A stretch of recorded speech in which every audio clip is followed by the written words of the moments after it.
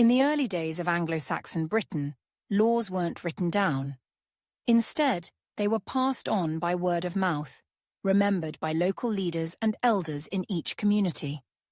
These unwritten rules were based on custom and tradition, and everyone was expected to know them. However, as the Anglo-Saxon kingdoms grew, it became clear that more formal laws were needed to keep order. King Ethelbert of Kent was the first Anglo-Saxon king to publish a written set of laws. In the early 7th century, he created a code of laws known as the Dooms, which were recorded in writing.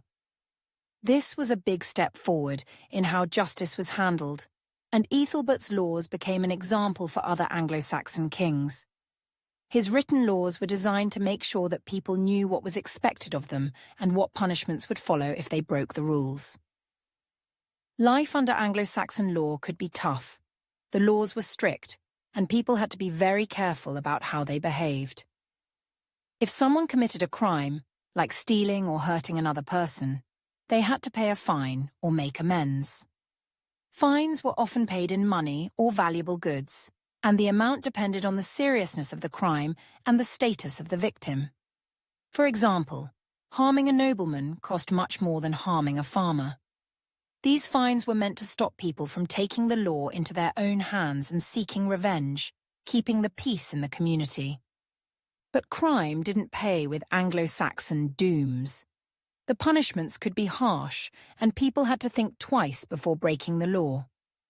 If someone was caught stealing or committing another serious crime, they might lose a hand or even be put to death depending on what they had done.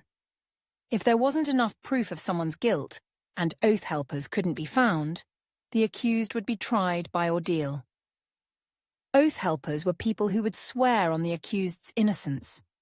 If no one could vouch for them, the suspect had to face a trial by ordeal, where they would undergo a dangerous or painful test to prove their innocence.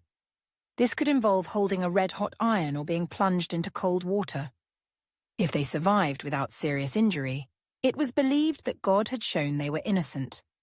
If they were injured or failed the test, they were considered guilty and would be punished according to the law.